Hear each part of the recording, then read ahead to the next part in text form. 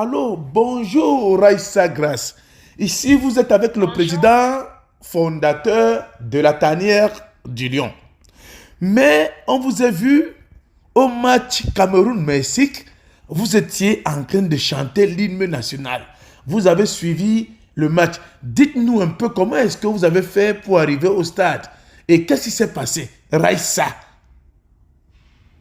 Oh, bonjour, monsieur. Je suis ravie de vous entendre. Je vois le bon travail que vous faites sur les réseaux sociaux. Et en tant que Camerounaise vivant à l'étranger, c'est toujours un plaisir, hein, à chaque fois qu'on aura l'opportunité de soulever le drapeau camerounais. On va le faire avec fierté. Donc, moi, je vis au Texas. Je suis dans la ville de Dallas.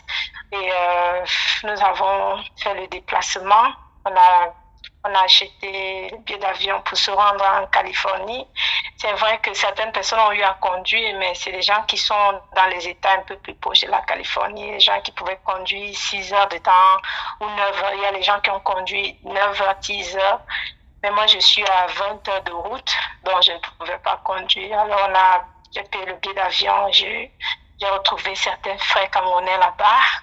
On a, on a été à l'hôtel de Lyon. On a vraiment passé des moments très fraternels. C'était magnifique parce que les gens ne connaissent pas la valeur d'être camerounais lorsqu'ils sont au Cameroun, en fait. Mais nous qui sommes à l'étranger, je vous assure que c'était comme si on a déplacé notre pays, on est venu nous donner ça ici.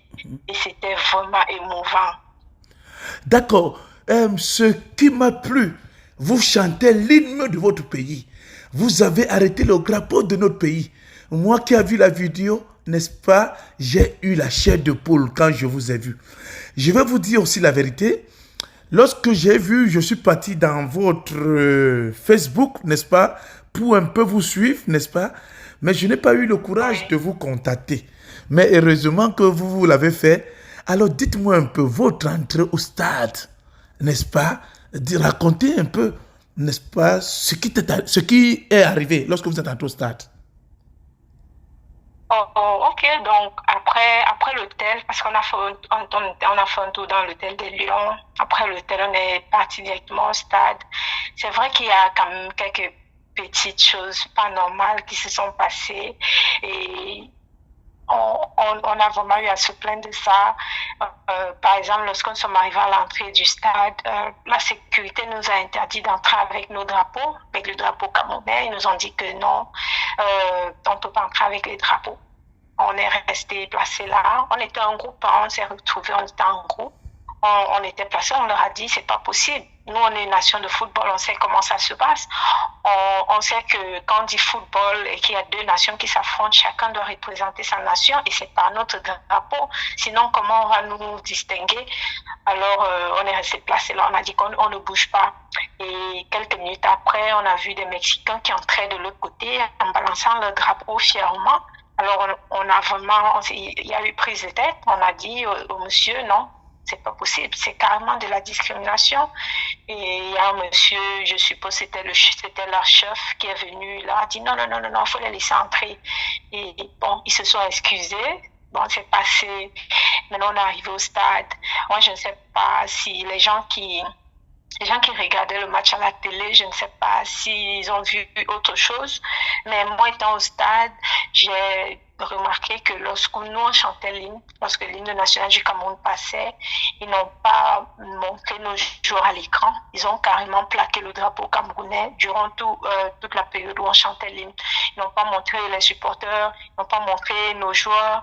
Et maintenant, avant de commencer le match, oh, quand les Mexicains chantaient, hein, ils ont montré leurs joueurs à l'écran, ils ont montré leurs supporters et puis ils ont envoyé les feux d'artifice quand ils ont fini de chanter. Mais quand c'était nous, bon, ils n'ont rien fait. Et juste avant le match, ils ont introduit les joueurs mexicains. Donc, on mettait chaque joueur à l'écran, un après l'autre, en mettant son nom. Donc, ils ont fait ça avec l'équipe mexicaine, mais ils n'ont pas fait ça avec l'équipe camerounaise. Et puis, ils ont juste joué les musiques mexicaines. Il n'y avait pas de musique camerounaise, je dirais même pas de musique africaine. Et on se demandait pourquoi est-ce que c'est possible, parce que si ces deux nations s'affrontent sur une terre isolée, parce que les États-Unis, c'est pas le Mexique, c'est vrai que c'est comme une terre mexicaine à San Diego, mais on aurait quand même voulu que les gens là s'approchent même de l'Africa Food, ou bien je sais pas, pour essayer de demander est-ce qu'on peut avoir même 2, 3, 4 chansons camerounaises qu'on pourra aussi jouer pendant le match, mais ils n'ont pas fait ça. Mais ça ne nous a pas découragé. On a célébré les Lions, on a fait le show, et voilà, c'était cool. Et l'ambiance était bien, les supporters mexicains, ils étaient vraiment cool. J'étais cool. Raissa, vous avez fait un témoignage extraordinaire, n'est-ce pas?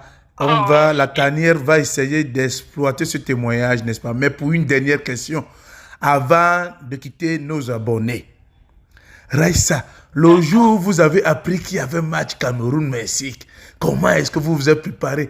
Comment est-ce que vous vous êtes senti? Sincèrement.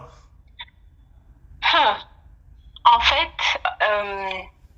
moi, étant donné que je suis étudiante, j'ai fait mon petit business et puis j'ai aussi mon travail.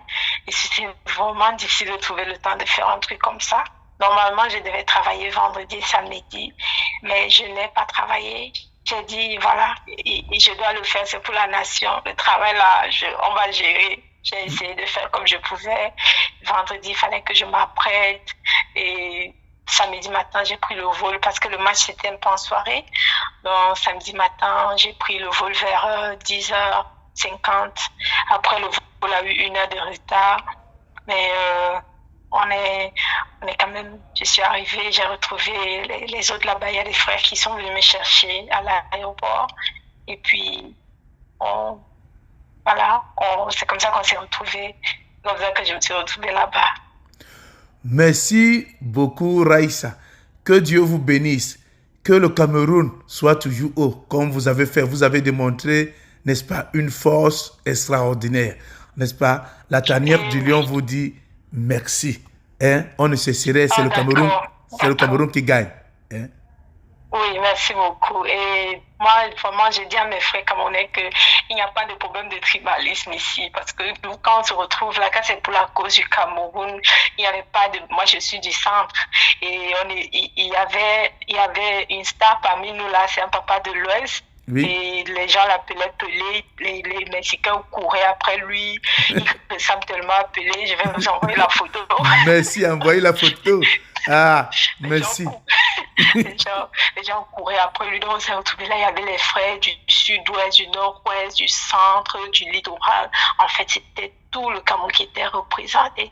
Et c'est ce Cameroun-là que nous, on veut pas les histoires de division. C'est vrai qu'on était fâchés parce que on n'a pas montré Samuel Eto'o à l'écran. Oui.